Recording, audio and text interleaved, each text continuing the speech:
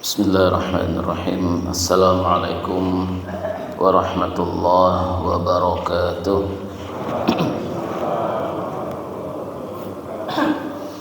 Alhamdulillahi rabbil alamin. Wa bihi nasta'inu ala umuri dunya waddin. Ashhadu an la ilaha illallah wahdahu la syarika lah. Wa ashhadu anna Muhammadan abduhu wa rasuluh la nabiyya wa la rasula ba'dah. Allahumma salli wa sallim wa barik ala Muhammadin wa ala alihi wa ashabihi ajma'in, amma ba'du. Bapak Ibu kaum muslimin, kaum muslimah, jamaah salat subuh rahimakumullah. Alhamdulillah, segala puji dan syukur kita ucapkan dan kita ungkapkan kehadiran Allah Subhanahu wa taala. Kita bersyukur di pagi hari ini Allah memberikan kemudahan kepada kita semua untuk bangun melaksanakan salat subuh secara berjamaah di masjid yang insyaallah penuh barokah ini. Dan bahkan banyak di antara kita yang sudah Allah bangunkan jauh-jauh sebelum subuh sehingga bisa melaksanakan sholat qiyamul lail. Dan semoga kita selalu mendapatkan ridho, mendapatkan rahmat dari Allah Subhanahu wa ta'ala.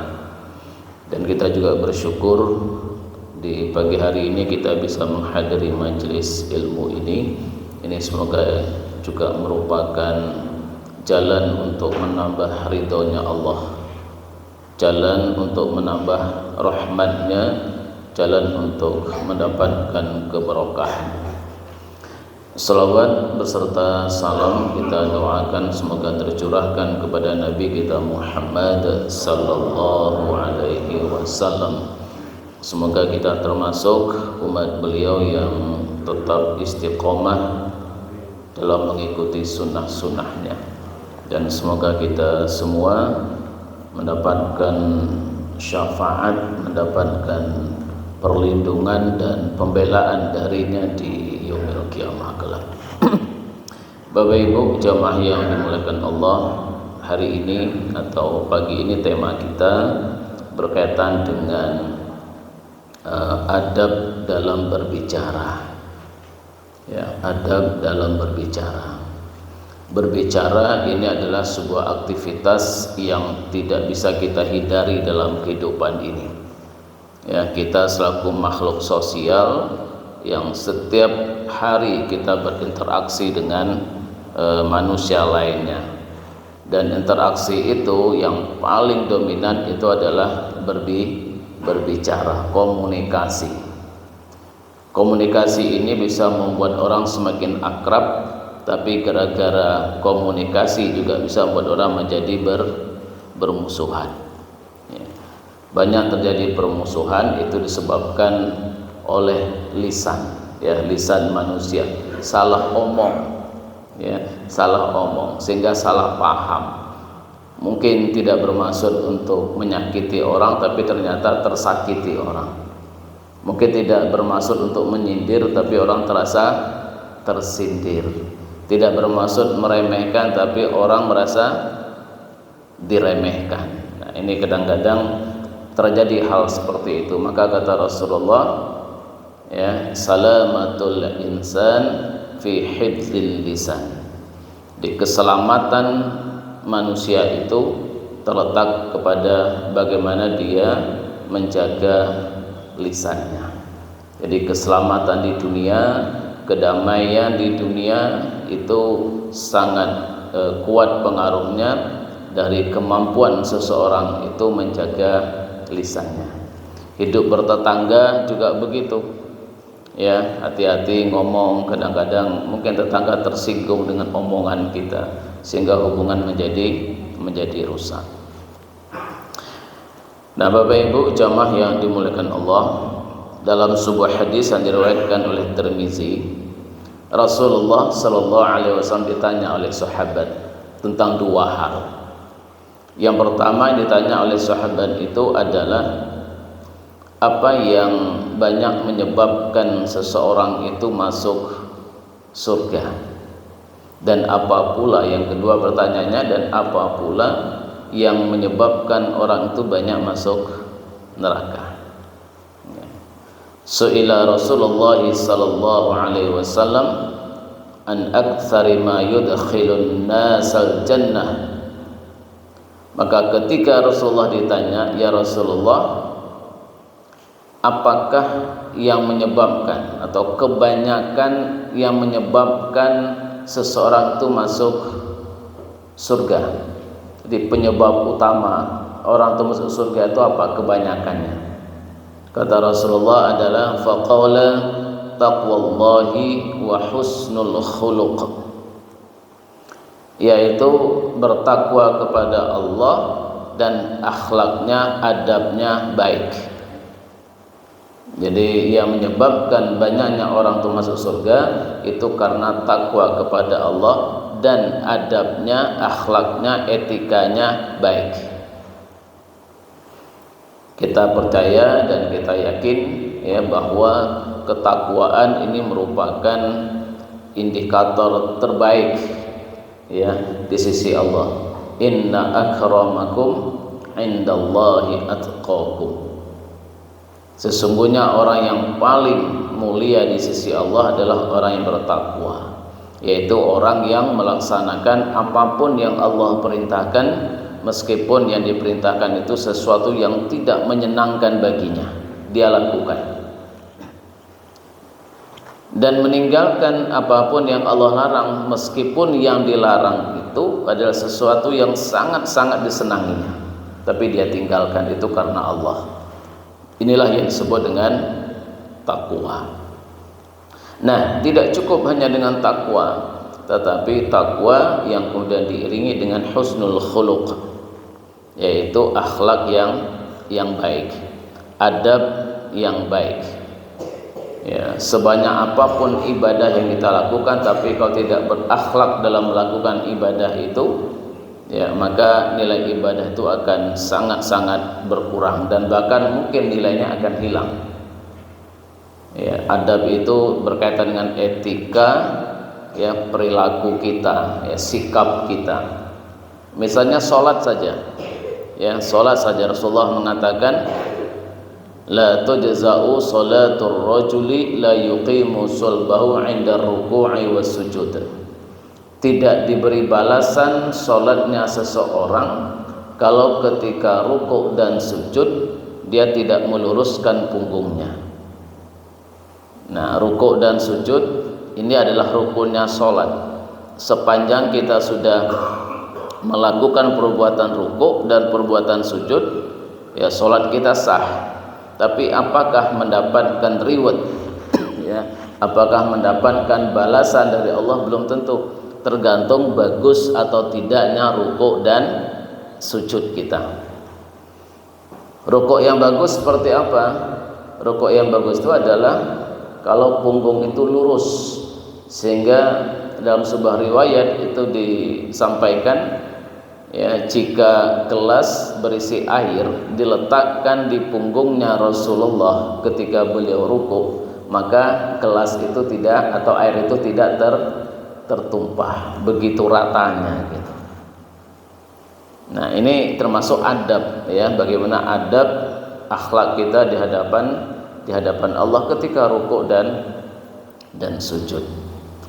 Lalu kemudian ditanya lagi Rasulullah, an aktsari ma yudkhilun nasan nar. Lalu apalagi ya Rasulullah yang menyebabkan orang itu dimasukkan ke neraka? Jadi kalau tadi kebanyakan orang masuk surga itu adalah karena takwa dan akhlak yang baik, lalu kalau yang masuk neraka itu penyebab utamanya apa? Maka kata Rasulullah, faqala al-famu wal farj. Jadi yang menyebabkan banyaknya orang masuk surga itu yang pertama adalah karena mulut dan lisannya, kemudian yang kedua adalah faraj, kemaluannya.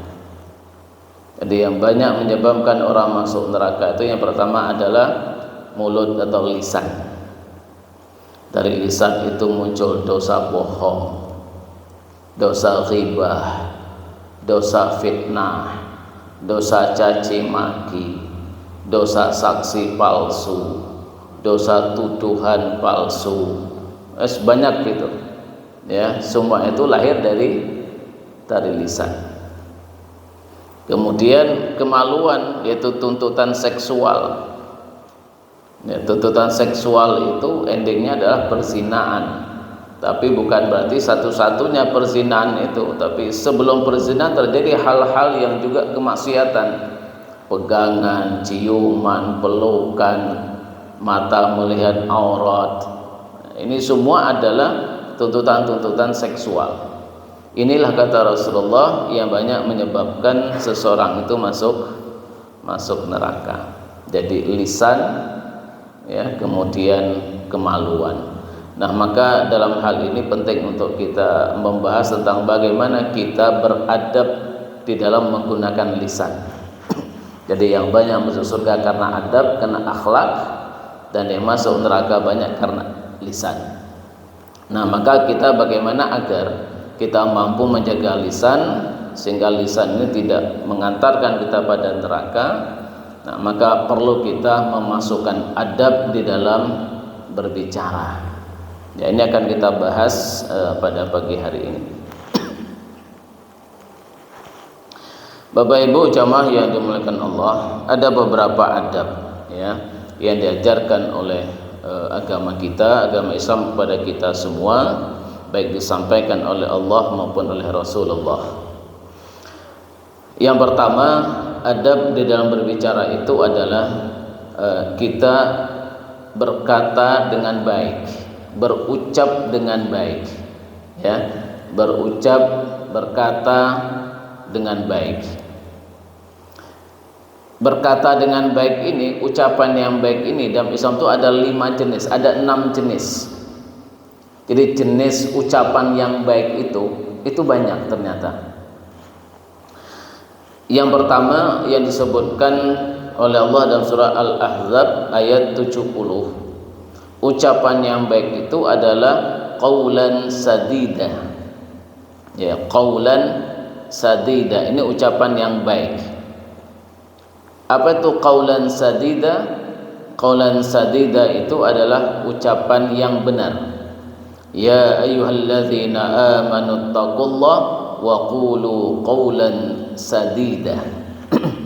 Hai orang-orang yang beriman, bertakwalah kamu kepada Allah dan katakanlah atau ucapkanlah qawlan sadida, perkataan yang benar. Qawlan sadida itu kita mengucapkan hal-hal yang benar, tidak berbohong ya, tidak berbohong tetapi jujur dalam berbicara, itu namanya qaulan sadida. Mengucapkan hal-hal yang benar dan pasti kebenarannya. Kadang-kadang mungkin kita mengucapkan yang benar tapi belum pasti kebenarannya, dan ini dimakruhkan kepada kita. Rasulullah SAW mengatakan, innallaha yukrihu lakum qila wa qala wa kathratus su'al wa ida'atul mal. Allah itu memakruhkan, membenci seseorang itu dalam 3 hal. Yang pertama adalah qila wa qala, yaitu seseorang menyampaikan sebuah informasi yang itu hanya didapatkan dari orang lain yang tidak pasti akan kebenarannya. Qila wa qala ya, qila wa qala itu dalam bahasa Jawanya itu adalah jarene. Nah gitu, jarene.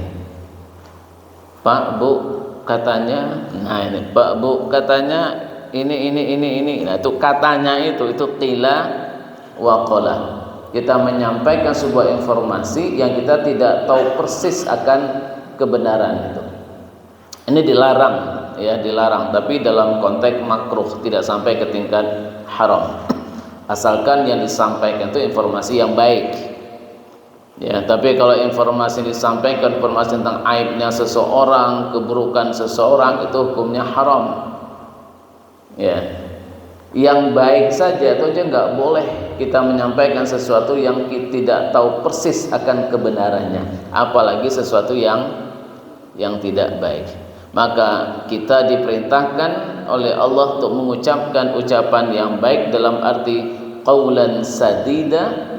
Itu adalah kita mengucapkan sesuatu yang benar dan pasti akan kebenarannya. Mungkin dalam bahasa kita hari ini itu adalah qaulan sadidan, itu adalah ucapan yang tidak mengandung hauq, tidak bersifat hauq. Ya, sekarang ini kan merajalela Bapak Ibu. Ya, hal-hal ucapan-ucapan yang buruk, yang tidak sadida, yang mengucapkan hal-hal yang tidak pasti, yang kita tidak tahu akan kebenarannya, terus kita sampaikan.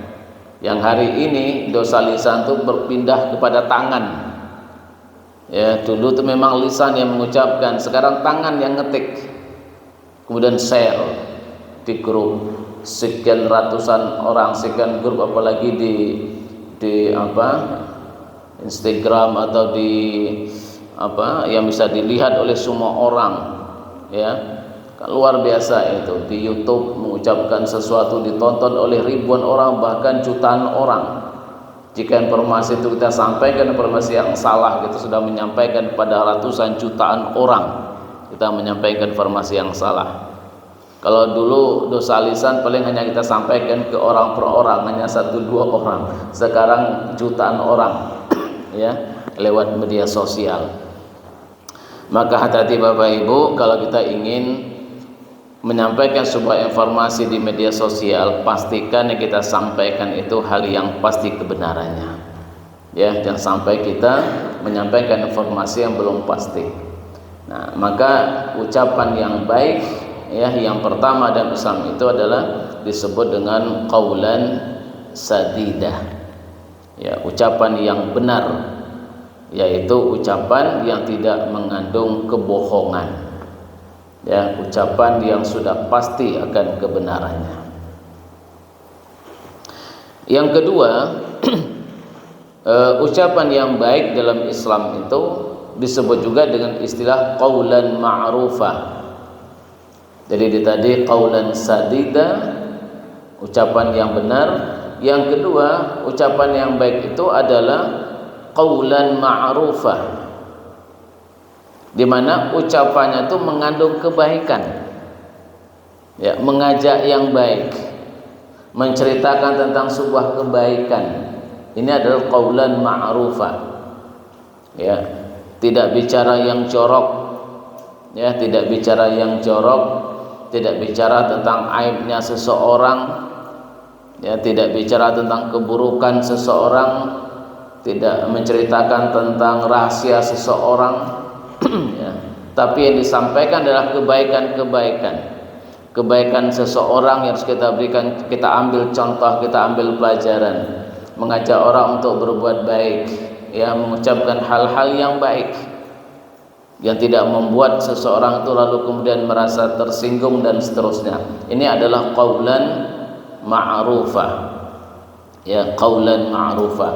Jadi ucapan yang situ tidak mengandung unsur-unsur seksual, ya, tidak porno dan seterusnya, tapi ini mengajak kepada sebuah kebaikan, ucapan yang bijak, ucapan yang di situ orang mengambil sebuah kebaikan dalam ucapan itu namanya qaulan ma'rufah, ya, qaulan ma'rufah. Kalau tadi benar qaulan sadida, yang kedua qaulan ma'rufah adalah ucapan yang mengandung kebaikan, tidak hanya kebenaran tapi juga kebaikan, ya, mengajak orang untuk melakukan kebaikan.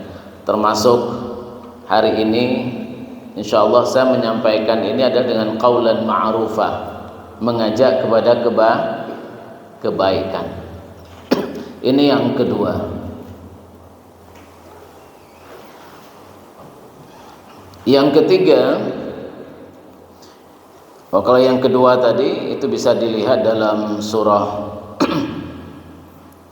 Al-Baqarah di ayat 235, ya, Al-Baqarah 235. Satu Allah mengatakan ini kasus seorang wanita yang ditinggal mati oleh suaminya, ya. Maka janganlah seseorang untuk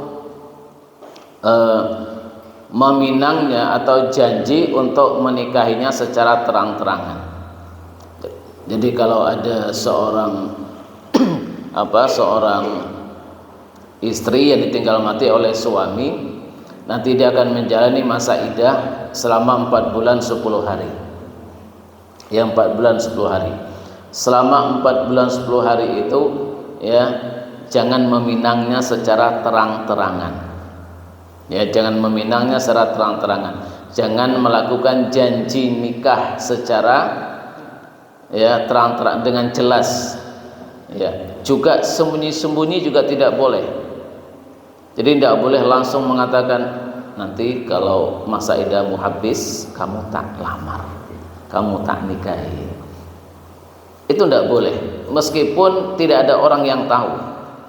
Jadi tidak boleh mengungkapkan kita untuk menikahinya secara jelas.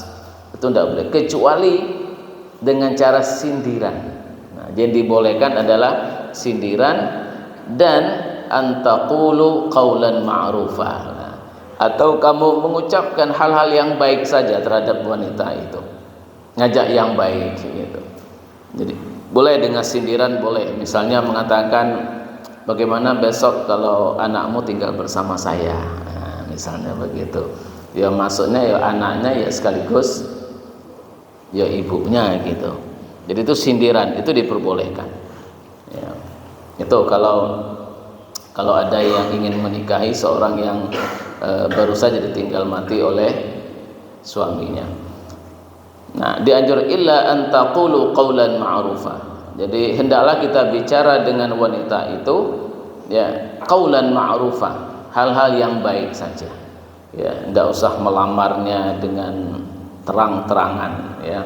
Tapi ya ngomong-ngomong yang baik saja, ngobrol yang baik saja gitu. Itu namanya qaulan ma'rufa. Nah, yang ketiga adalah layyinan, qaulan layyina. Ya, qaulan layyina ini bentuk ucapan yang baik. Yang ketiga, qaulan layyina. Layyina itu adalah perkataan yang lemah lembut. Ya, layyin. Jadi kalau kita belajar tajwid, ya, ada namanya madlin. Ya, madlin. Madlin itu bacaan yang lembut, tidak ditekan. Yaitu ketika fathah ketemu waw sukun atau fathah ketemu ya sukun, bai, au, nah gitu. Jadi fathah ketemu waw atau ya itu tidak boleh ditekan. Misalnya li'ila fi Quraisy, nggak boleh li'ila fi Quraisy. Nah, yis itu nggak boleh ditekan. Itu namanya madlin, ya. Itu. Jadi au bukan au, ai bukan ai, tapi ai, au, bau, tau, sau, khauf bukan khauf. Nah, itu namanya madlin namanya. Jadi lembut, tidak ditekan. Nah, layyin, qaulan layyinan ini adalah ucapan yang lemah lembut. Ucapan yang lemah lembut. Kepada siapa kita mengucapkan qaulan layyina ini?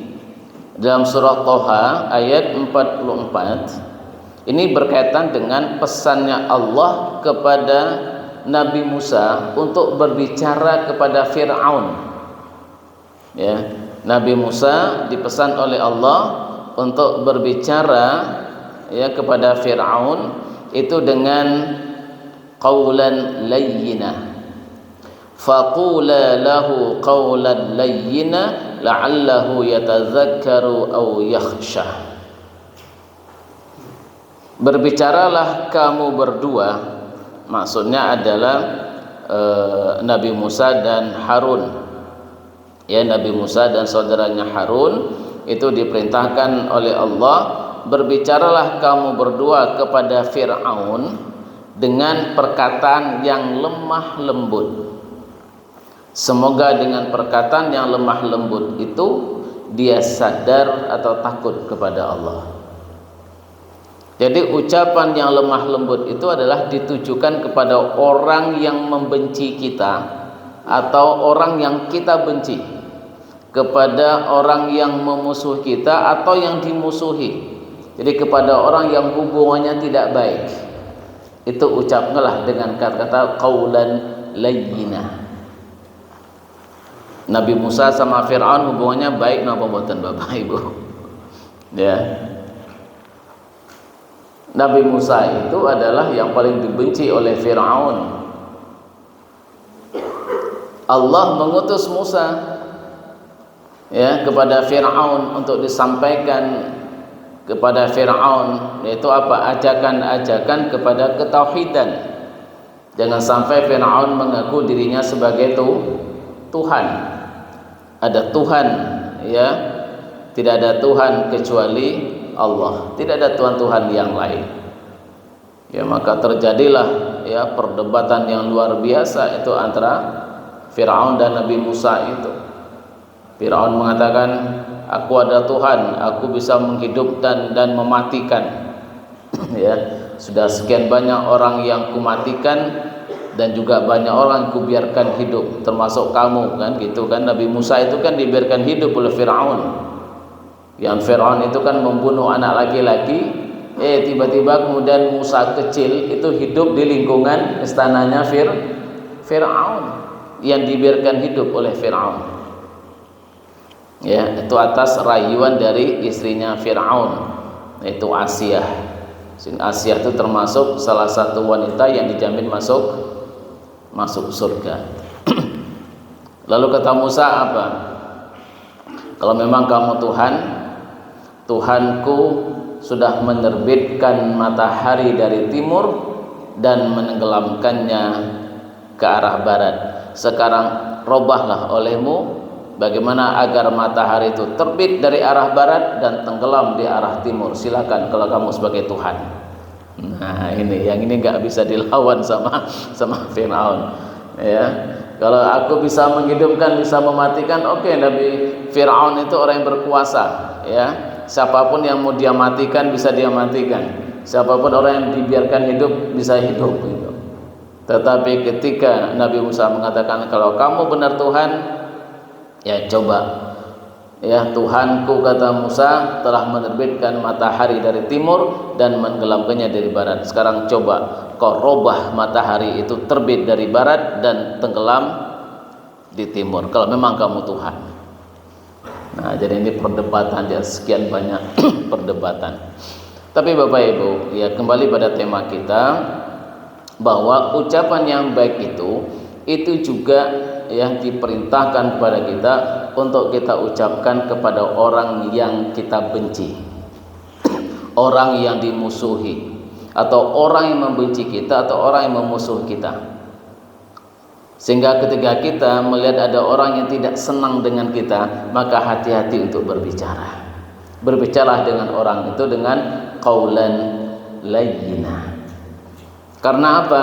Kalau kita tidak bicara dengan qaulan layyina, ucapan yang lemah lembut, itu akan menambah permusuhan. Ya, kalau kita tidak bicara dengan lemah lembut, ya, sesuatu yang baik yang kita sampaikan itu akan ditafsirkan kepada yang buruk. Kenapa? Karena kebencian tadi. Ya, karena kebencian. Jadi hati-hati kalau kita mengingatkan orang yang membenci kita. Sebaik apapun ungkapan kita sampaikan akan selalu ditafsir dengan hal-hal yang jelek. Wala yajrimannakum syana'anu qaumin ala alla ta'dilu. I'dilu aqrabu littaqwa. Janganlah kebencian kamu terhadap suatu golongan membuat kamu tidak bisa berlaku adil terhadap golongan itu. Artinya tidak bisa berlaku adil, tidak bisa menilai seseorang itu secara objektif. Tidak bisa menerima omongan orang itu secara objektif. Karena apa? Didorong karena kebencian tadi. Kalau sudah benci, itu selalu menganggap perilaku orang yang kita benci itu perilaku yang buruk. Ucapannya ucapan yang tidak baik. Selalu ditafsirkan pada hal-hal yang tidak baik. Mungkin ditegur, Pak, Assalamualaikum, mungkin dikira ngenyek dan seterusnya. Senyum saja itu dikira itu senyum menghina gitu. Padahal betul-betul orang itu senyum melihatnya, tapi kan dia benci pada seseorang itu. Bisa saja senyumnya orang itu ditafsirkan kepada sebuah penghinaan, ngece, nah, malah ngece gitu. Padahal orang itu murni ya senyum, bersedekah, ketemu orang lain sedekah, senyum. Nah, maka sangat hati-hati kepada orang, terutama orang yang membenci kita. Itu hati-hati kita ngomong. Yang benar saja belum tentu diterima secara benar. Apalagi kalau ngomongnya enggak benar. Ngomong yang baik saja belum tentu dianggap baik, apalagi ngomongnya tidak baik.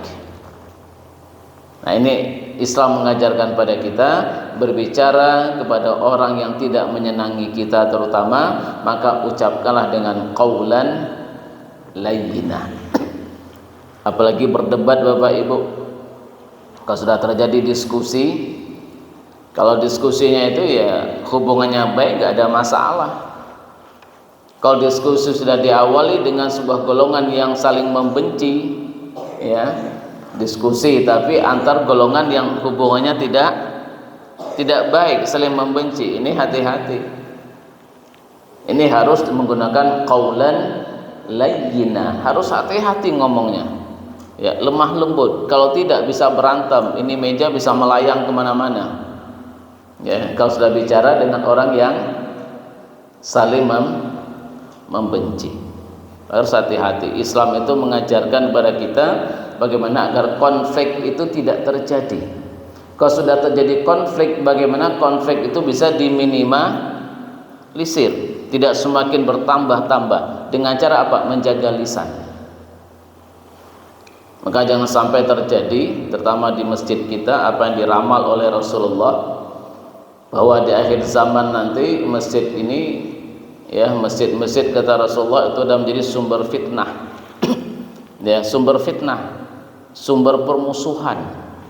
Dari mana? Dari mimbar, dari meja seperti ini ya. Seorang ustadz bicara menyinggung golongan yang lain ya, yang mungkin golongan yang tidak disenangi, disindir, mungkin disalahkan dan seterusnya. Besok gantian golongan itu duduk di meja menyindir lagi golongan yang lain.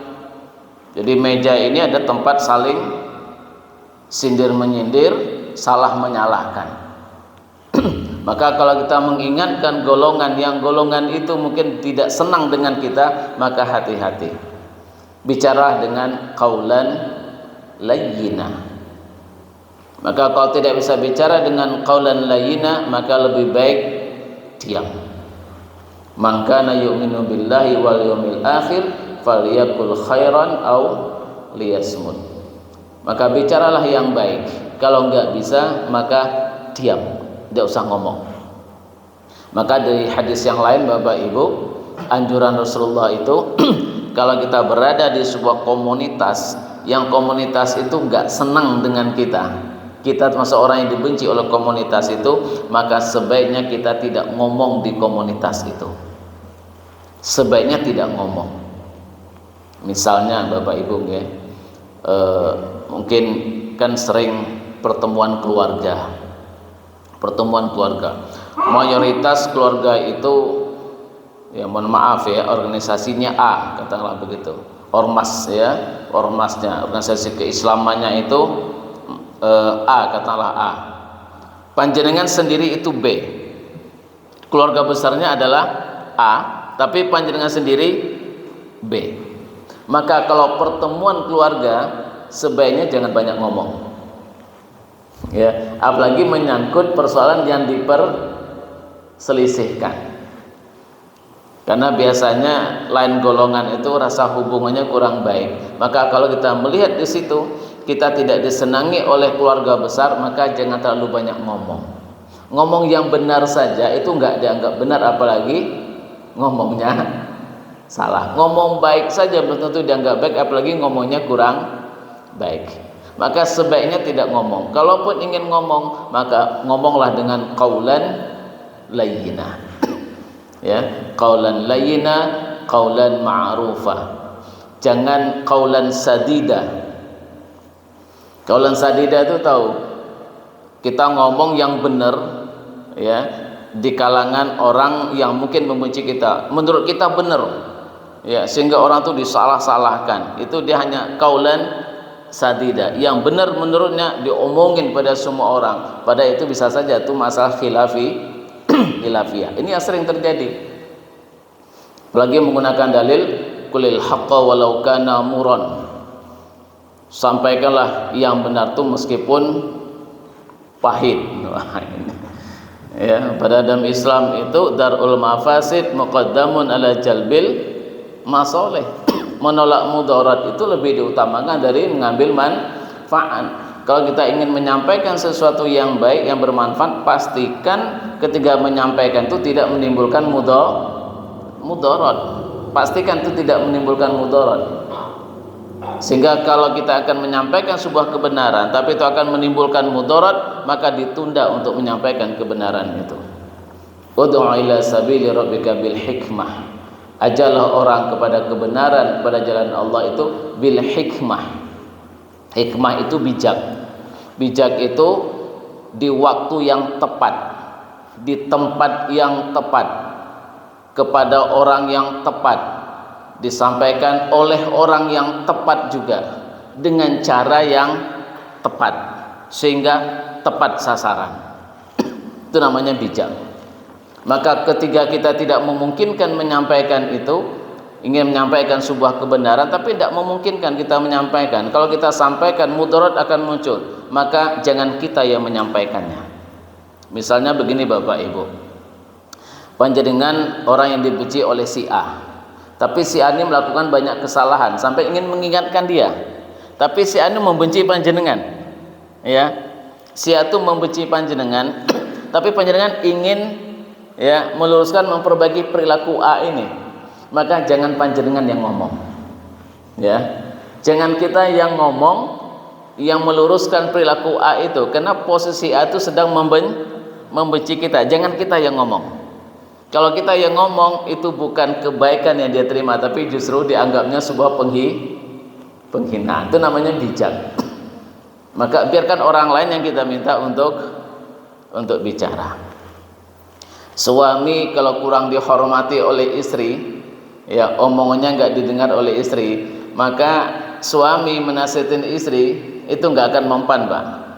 Maka minta orang lain yang mengingatkannya. Demikian juga sebaliknya, kalau posisi istri di rumah tangga itu nggak didengerin oleh suami, ya maka jangan istri yang bicara, tapi biar orang lain yang mengingatkan suaminya. Jadi itu namanya bijak. Itu namanya bijak.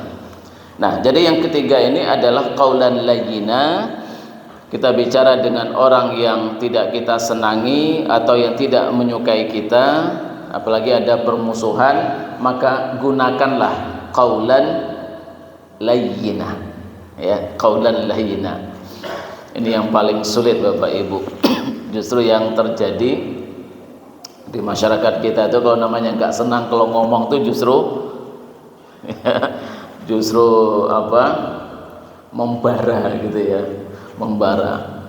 Ada kebijakan RT yang tidak disenangi oleh masyarakatnya, datang ke PRT, itu mestinya omongannya qaulan layyina ya, mestinya ini kan ini ingin meluruskan, mestinya qaulan layyina seperti Musa mendatangi Fir'aun. Tapi enggak, warga datang ke PRT malah bahasanya langsung meninggi, keras gitu kan, langsung mengkritik, menyalahkan PRT, ini enggak benar ini. Mestinya omongnya qaulan layyina. Insyaallah dengan qaulan layyina itu bisa diterima. Takmir, ini lagi bangun masjid, kadang-kadang ada ya banyaklah kekurangan-kekurangan, pasti ada kekurangan-kekurangan, nggak ada orang yang sempurna. Mungkin kita ingin mengkritik, memberikan saran, ya ucapkanlah dengan qaulan layyina. Jangan bilang piye itu masjid kok koyo ngene gitu ya. Ucapkanlah dengan qaulan layyina ya, ucapan yang lembut, ya, lembut. Apalagi yang mengingatkan itu hubungannya tidak baik dengan takmirnya, ya, atau dengan yang membangun masjid ini, apanya yang dipercayai, ya, untuk sebagai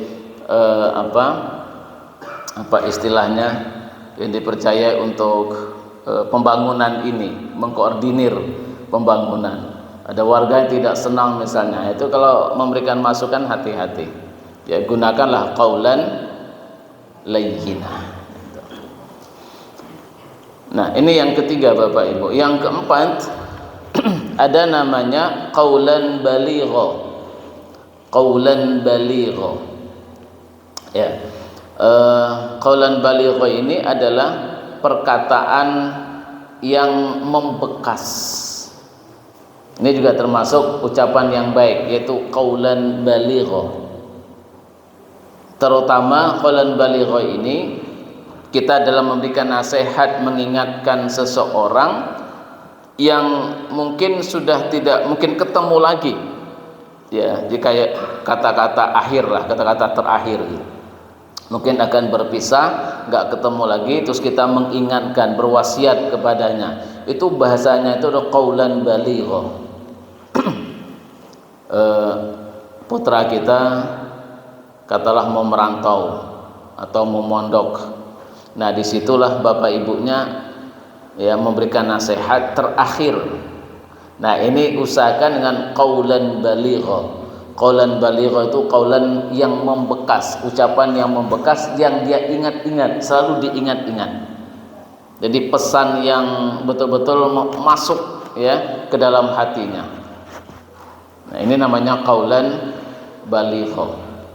Ya, ucapan yang tegas, to the point, kayak gitu, dan itu sangat membekas. Yang kayak saya dulu mau merantau itu, bapak ibu bilang begini, kamu kalau sudah nanti di pondok jangan sering-sering ingat orang tua. Loh, membekas banget loh. Jangan sering-sering ingat orang tua. Apa enggak kebalik coba? Iya kan? Biasanya kan orang tua, ayo ojo lali ibu bapak, kan gitu kan. Kalau saya justru sebaliknya dinasihat sama orang tua, ya, kamu kalau sudah sampai besok di pondok jangan sering-sering ingat orang tua, jangan ingat rumah. Loh, kok bisa begitu? Biar kamu betah tinggal di pondok, dan jangan pulang sebelum selesai. Jangan pulang dan jangan berpikir kamu akan pulang sebelum kamu selesai di pondok. 5 tahun Bapak Ibu saya baru ketemu orang tua. Coba itu. Karena kalau kamu selalu ingat orang tua, pasti kamu pengen pulang. Kalau kamu selalu ingat rumah, mesti pengen pulang. Dan ibu bapak juga akan mengingat kamu kalau kamu ingat, karena ada kontak batin. Ya, kalau kamu sering ngingatin ayah ibu, mesti ayah ibu juga ingat kamu. Terus pokoknya fokus. Ini konteksnya konteks merantau Bapak Ibu, ya. Jangan diambil konteks secara umum, anak tidak boleh ingat orang tua. Ini lain konteks ini. Ini demi kemaslahatan. Ya, demi kemaslahatan biar fokus gitu. Ya. Ini menurut saya ini adalah qaulan baligha. Diwanti-wanti gitu. Ya, diwanti-wanti, itu qaulan berbekas banget gitu, berbekas banget. Nah, mestinya pengajian-pengajian seperti ini, kajian-kajian seperti ini, itu mestinya adalah qaulan baligha. Cuma saya nggak bisa gitu aja, gitu ya. Mestinya ini qaulan baligha, artinya panjenengan pulang dari pengajian itu ada yang membekas, terngiang-ngiang gitu, terngiang-ngiang. Bukan nanti pulang pengajian ditanya, Bu, tadi ustaznya ngomong apa? Oh ya lah hali. Itu berarti ustaznya tidak qaulan baligha, enggak membekas. Enggak membekas. Cuma saya enggak bisa prakteknya Pak, gitu aja. Teorinya ya begitu. Mestinya seorang ustaz itu menyampaikan sesuatu itu membekas gitu. Membekas. Nah, prakteknya bagaimana ya susah juga gitu. Ya, tapi begitulah teorinya, qaulan baligha. Makanya mubaligh, menyampaikan. Jadi baligh, ya, itu menyampaikan sesuatu yang betul-betul membekas. Jadi mubaligh itu adalah orang yang menyampaikan sesuatu yang memang membekas itu. Ya. Kadang-kadang yang membekas itu kan guyonannya Pak. Yang diingat itu apa? Guyonannya kadang-kadang kan gitu. Nah, mestinya membekas itu adalah pesan-pesan dari guyonan itu gitu. Ya, bukan guyonannya tetapi pesannya gitu. Ya, baik itu disampaikan dengan cara serius maupun disampaikan dengan cara santai atau bicarakan dengan mungkin dengan cara sedikit guyonan begitu. Itu hanya cara menyampaikan saja. Tapi yang kita ambil adalah pesannya. Ya, apa pesan yang ada di situ gitu. Ini adalah qaulan baligha. Jadi Bapak Ibu, kita dengan putra-putri kita itu memberikan nasihat, berikanlah nasihat dengan qaulan baligha yang betul-betul membekas, diingat-ingat oleh anak itu. Ini termasuk perkataan yang baik, ya, qaulan baligha. Nah, berikutnya yang kelima, ucapan yang baik ini, jadi dalam kategori adab tadi ya, adab berbicara, itu adalah qaulan karimah. Ya, qaulan karimah ini dalam surah Al-Isra.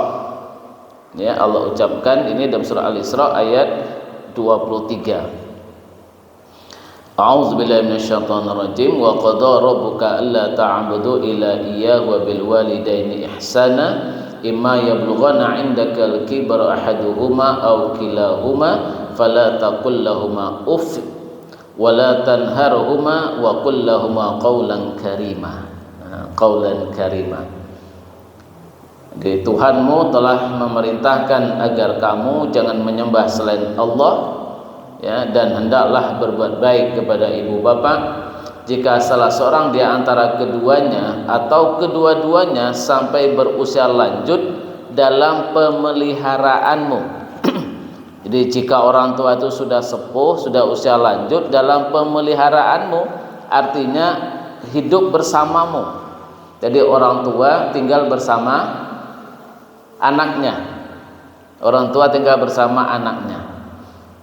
Nah, maka jangan sekali-kali engkau mengatakan pada keduanya itu dengan kata ah, moh, dan seterusnya. Ini kan agak berat ujiannya ini. Kalau orang tua tinggal bersama anak, itu cenderung anak itu merasa berkuasa di rumah itu. Cenderung anak itu merasa ayah ibunya menumpang, ya, numpang di rumahnya. Ada kecenderungan begitu. Beda kalau anak yang tinggal di rumah orang tua. Ini orang tua yang tinggal bersama anaknya, merasa anak ini merawat orang tuanya, merasa orang tua ini numpang ke rumahnya. Kadang-kadang anak kurang menjaga lisannya, ya, kurang menjaga lisan. Mungkin saking capeknya mengurus orang tuanya, akhirnya apa? Lisannya tidak dijaga. Nah, oleh karena itu di sini Allah mengatakan jangan sekali kau katakan ah, dan jangan engkau bentak keduanya. Ini sering biasanya ya, anak merawat orang tua nggak sabaran terus membentak orang tuanya.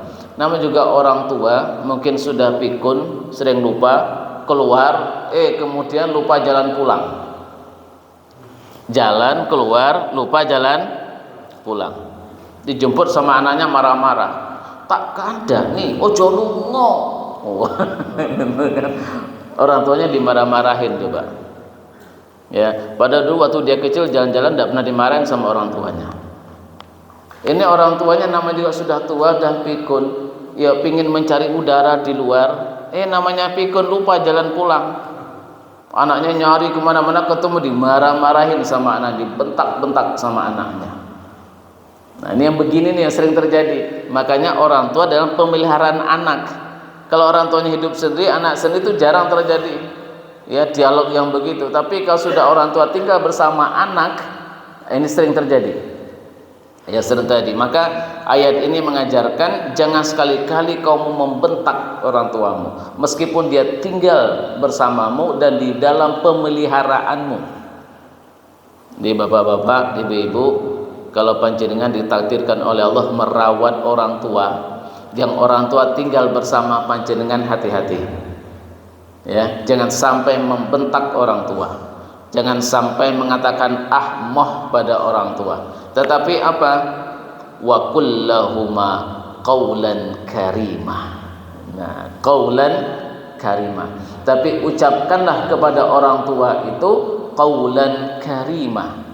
Bukan qaulan sadida, bukan qaulan ma'rufa, bukan qaulan baligha, ya, tapi qaulan karimah. Apa itu qaulan karimah? Ucapan yang mulia, ucapan yang orang yang mendengar itu merasa dimuliakan, merasa dihormati.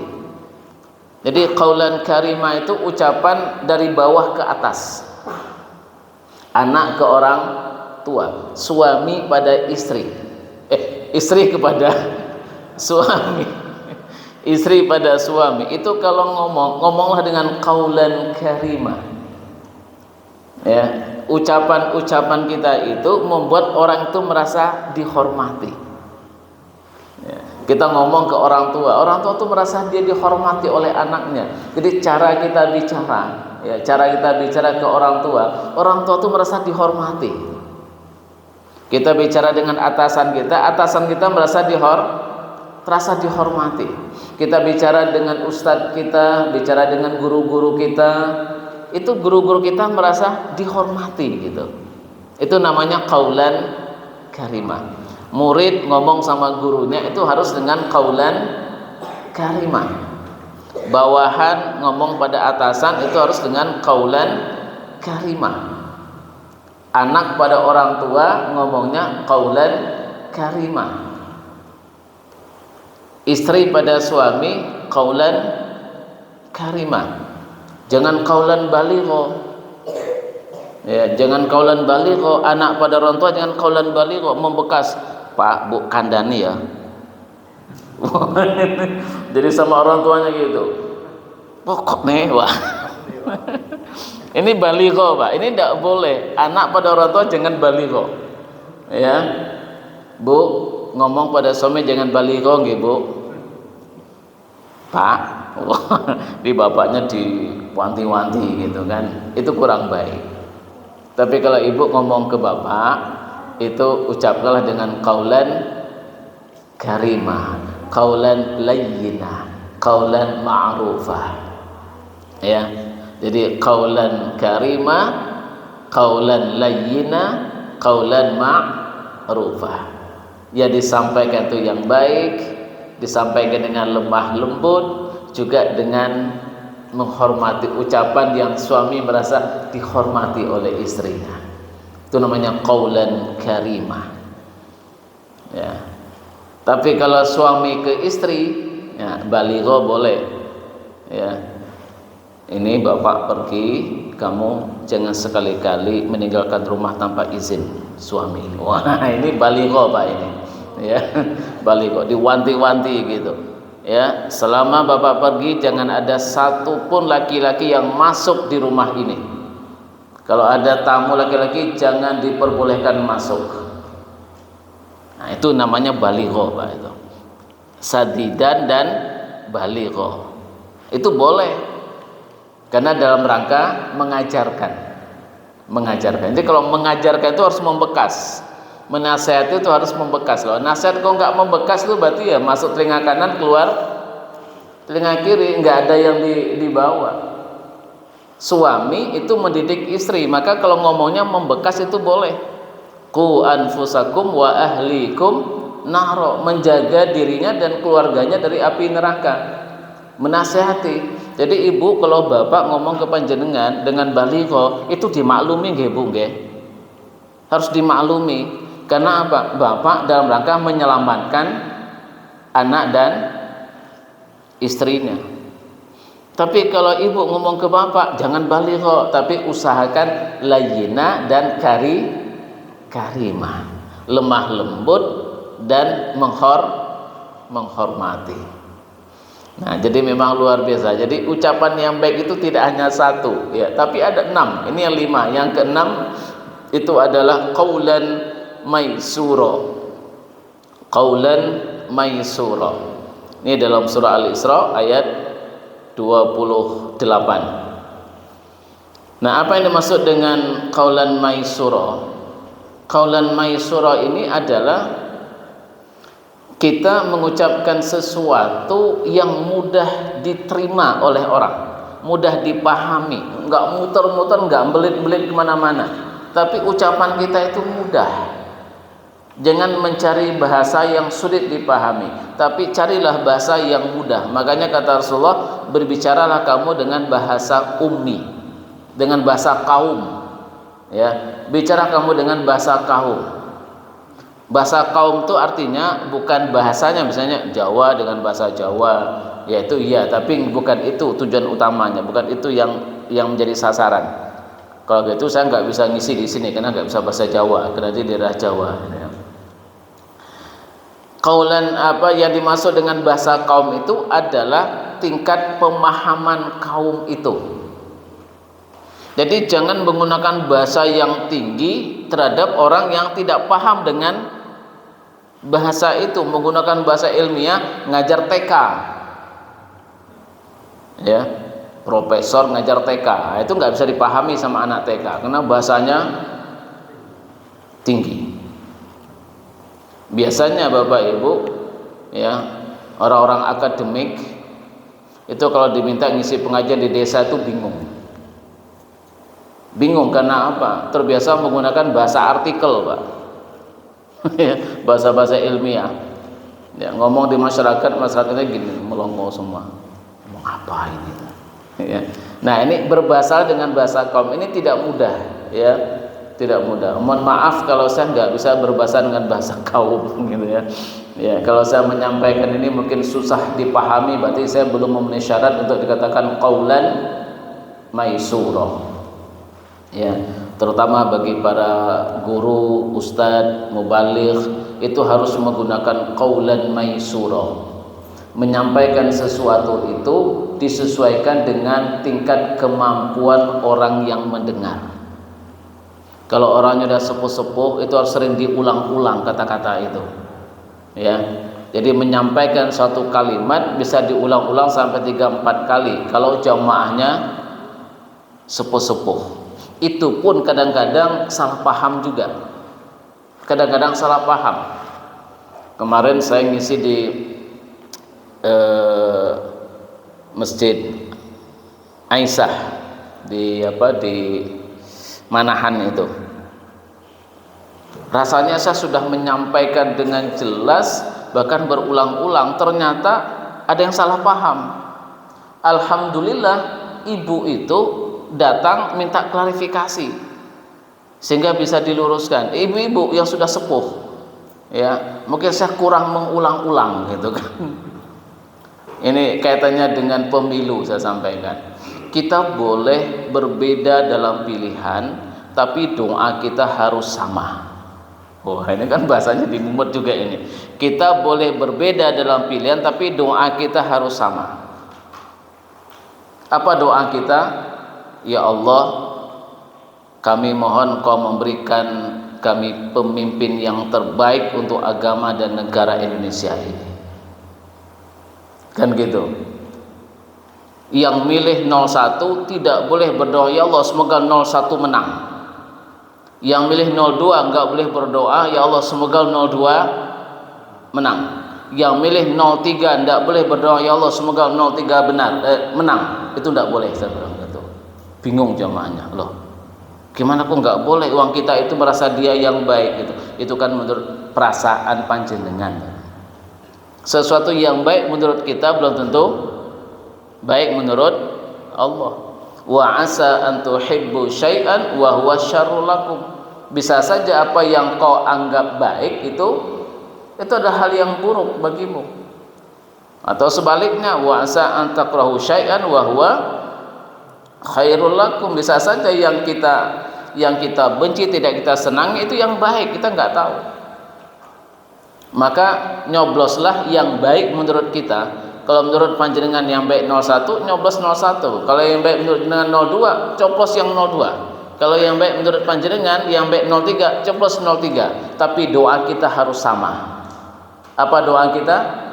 ya Allah, berikan kami pemimpin yang terbaik menurutmu untuk agama dan negara. Nah, saya mengomong begitu, ada ibu-ibu kemudian datang, saya mohon tabayun penjelasan. Loh, kenapa Bu? Loh, gimana? Kenapa kita kok harus mendoakan yang kita pilih lah? Sebaliknya malah dipahami. Kenapa kita harus mendoakan ya yang kita pilih? Misal saya pilih 01, kenapa saya harus mendoakan 01 yang menang? Kenapa yang 02 mendoakan 02 yang benar? Mesti kan kita kan mendoakan yang terbaik. Lah, saya bilang, yang saya sampaikan ya kayak gitu itu Bu, saya bilang gitu. Kan jadi bingung. Pada yang saya sampaikan itu seperti yang dia pahami, tapi yang dia pahami dari yang saya sampaikan justru sebaliknya gitu. Nah, ini ibu-ibu mungkin udah usia hampir 60-an mungkin. Ya. Jadi saya ulangi lagi. Oh, berarti seperti yang saya sampaikan. Iya Bu, seperti itu yang saya mau. Gitu. Ya. Nah, jadi memang sulit ya kita untuk menerapkan qaulan maisura. Ya, qaulan yang ucapan yang mudah diterima. Ya, kalau Rasulullah mengatakan tadi, berbahasalah kamu dengan bahasa kaum. Agar apa? Agar kaum itu mudah menerima apa yang kita sampaikan dan tidak terjadi kesalahpahaman. Nah, ini memang tidak mudah. Saya merasakan benar Bapak Ibu ya, sulitnya menerapkan ini ketika kita ngisi kajian-kajian. Kalau di sini kan banyak yang lebih muda ya, yang berpendidikan. Jadi lebih mudah untuk memahami, dengan bahasa apapun mudah dipahami. Tapi ada tempat tertentu ibu-ibu yang sudah sepuh-sepuh gitu. Itu sampai di lapangan harus merubah bahasa, Pak. Jadi kita kalau datang ke sebuah pengajian yang kita belum tahu jamaahnya seperti apa, itu ribet. Saya nanya, itu jamaahnya itu kebanyakan laki apa perempuan, anak-anak, remaja atau orang tua, pendidikannya seperti apa? Itu saya tanyakan, Mbak. Kalau saya pertama yang ngisi di sebuah tempat, saya tanyakan. Kenapa? Untuk menyesuaikan tema dan bahasanya. Kadang-kadang lupa bertanya, atau yang disampaikan berbeda. Ya, ini masyarakatnya begini, sampai di sana ternyata berbeda, dan kita harus merubah bahasanya. Harus merubah bahasa. Gitu. Yang tadinya nyampaikan dengan cepat harus pelan, harus berulang-ulang. Yang mestinya tersampaikan materi itu komplit 1 jam, tapi karena masyarakatnya daya tangkapnya sudah mulai lemah, itu enggak 1 jam itu enggak tersampaikan materi semuanya, hanya separuh yang tersampaikan. Karena apa? Enggak mungkin dipercepat. Ya, enggak mungkin dipercepat. Nah, kalau ini luar biasa ini, yang mestinya 1 jam, setengah jam sudah bisa tersampaikan, Pak. Nah, ini orangnya cerdas-cerdas semua. Mudah-mudah semua. Baik, waktu kita sudah habis ini. Ini ada 6 tadi ya, qaulan, perucapan yang baik ya, adab dalam berbicara, kita menggunakan ucapan yang baik. Nah, ucapan yang baik tadi ada berapa Bapak Ibu? Ada 6 ya. Yang pertama, qaulan sadida. Kita sampaikan yang benar, jangan menyampaikan yang salah, jangan yang bohong, yang pasti kebenarannya. Yang kedua, qaulan ma'rufa, yaitu menyampaikan hal yang baik, ucapan yang baik ya, tidak saru ya, mengajak kepada kebaikan, tidak cerita yang sia-sia ya. Ada juga ngobrol tapi ngalur ngidul, nggak ada manfaatnya. Nah, ini tidak ma'rufah ya. Kemudian yang ketiga adalah qaulan yang mana, layina dulu ya. Nah, layina yaitu mengucapkan dengan ucapan yang lemah lembut, terutama kepada siapa ini? Yang layina kepada siapa? Terutama membenci ya, yang membenci kita. Hati-hati kalau ngomong dengan orang yang membenci kita, atau kita membenci orang itu, biasanya ngomongnya pedas banget ya. Hati-hati, ucaplah dengan qaulan layyina. Yang keempat, qaulan baligha. Qaulan baligha, apa itu?